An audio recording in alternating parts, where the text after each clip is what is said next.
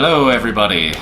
We are going to be explaining some of the equipment we're going to be using tomorrow night when we spend the night at the haunted Hotel Alex Johnston in Rapid City, South Dakota. So we're going to go over some of the equipment that we'll be using, as well as showing some results of some of the equipment that we've used in the past. So,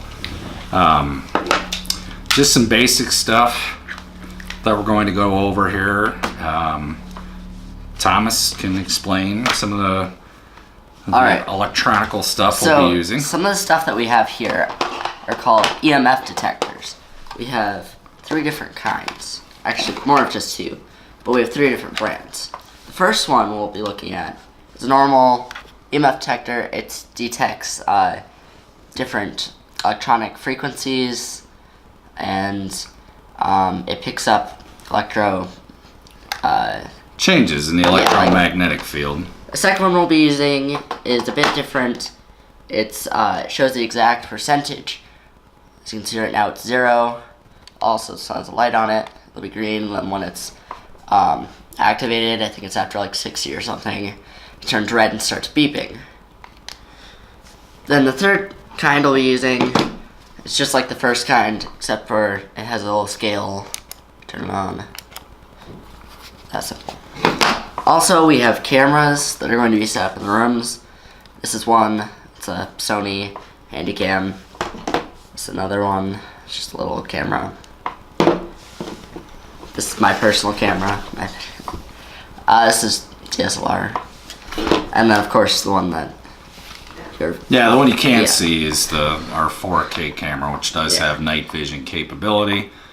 We don't use that a whole lot in a lot of the nighttime videos we make, but when you're ghost hunting, a lot of times you have to have all the lights out, so we will have to use it on that video.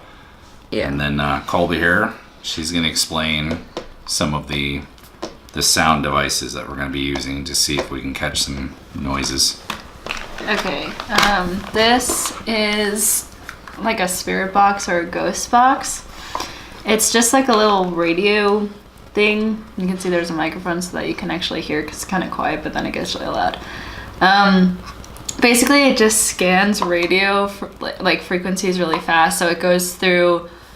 You can change the rate, but like 100 radio stations per second. Is it a second? I think it is. I think it is. Okay, so it goes really fast. So basically, the idea is that if there is like an energy, they might be able to manipulate that field and get some words through. So like, if you hear more than one word through here, then you basically know it's an entity, because there's no way that at a rate that fast you would be able to pick up on like a full word, or especially more than one word.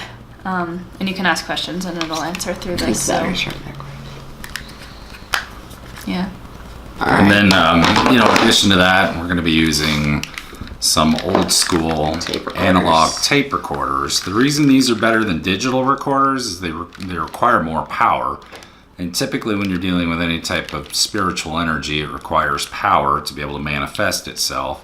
So the old school audio tape recorders are usually used as a way of picking up, any kind of noise that you can't hear with your regular ear. But in addition to that, we have this. We'll be using a digital recorder. Now, it's not a handheld recorder. It's going to just be set in a room. We have 2 of these, so there'll be one in each room. We're going to be spending the night in 2 separate rooms. And the rooms we'll be staying in, one's going to be 812, where a bride jumped out of a window and killed herself. The other room is 802, where a gentleman was found dead in a bathtub as a result of suicide. So we're going to have walkie-talkies, which we can talk to each other in each room with. We've tested them. We've tested them. The range works good. We've tested all the EMF detectors. The best way to detect, to know if you've gotten a fake one or one that actually is going to work, is to just turn it on. Put it near a microwave or or even fridge. Even with a radio. Power on. What? With a radio, you can see. Goes up. When you push the talk to button, oh, look at that, it works. Yeah. So we know that this one's legit. This one, like Thomas is explaining, will beep when it goes off. Yep. It also has a temperature gauge. We're going to see how well that works. But So I know that one's ringing. That one's going crazy still. Yeah, And then the old school contractor EMF detector. This is what contractors actually use to detect electromagnetic fields. This one will also go crazy when we transmit. Yeah. So again, we haven't really tested out.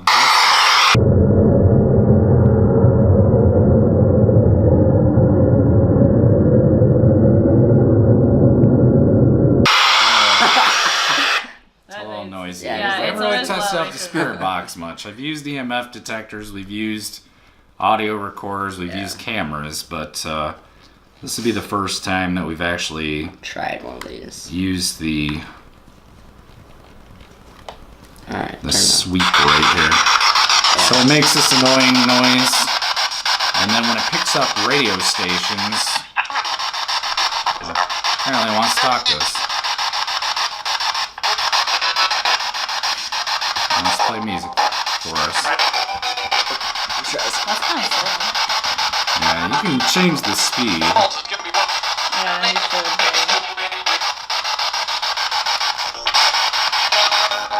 I'm here. There we There go. we go. I'm here. Can you hear me? Radio. So it picks up anything going this fast. We know it's not a radio station, Yeah. and it's obviously something trying to communicate with us.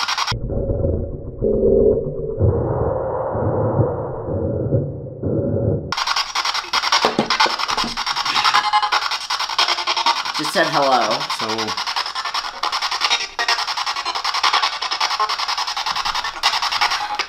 alright, so I'm just going to turn that off. Yeah, it's a little annoying.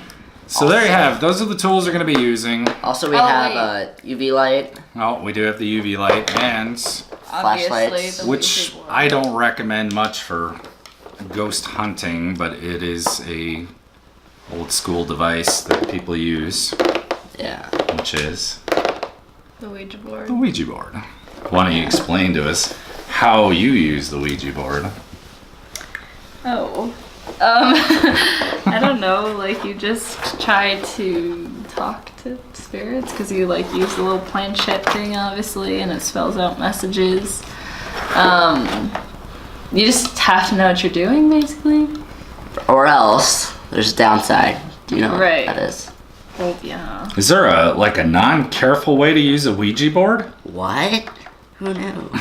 Yeah, there is. Like it's not the best tool I guess for ghost hunting because it like opens up the entire spirit world so like anybody can come, like you could use this anywhere and it might work. But if it's haunted then like, you know, there might be like a more overwhelming presence there that might come through, so I don't know. We'll just see. Sometimes it works great and sometimes it doesn't work at all. Yeah. So, you know. UV light, if you guys are wondering, it's for blood stains, anything like that. So if I were to, let's see, I'm just gonna write on my hand a little, and then shine the UV light here, as you can see, picks up blood stains and Well, specialty see if we can markers. find anything. And also, a friend of mine is going to be spending the night in a separate room, and he's bringing a thermal imager from where he works. So we'll see if we're able to get anything with that. Also, it should be pretty interesting. So I don't know, Thomas. What are your thoughts? You think we're going to find anything there? I know that there's been things there in the past. The employees have said, "Oh, the 8th floor is like cursed and stuff." So I personally think that we're going to find something. There's been a lot of stories. What do you think, Goldie?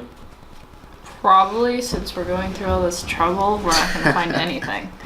Because it seems like always, like, the creepy stuff happens when, you know... Nobody's there. Yeah, but then as soon as you're trying to, like, provoke something and, like, you're recording it, it's just not going to happen. It's That's like... part of the thing that keeps it alive, though. Because, like, if someone, Yeah. like, knew for a fact it was, like, real...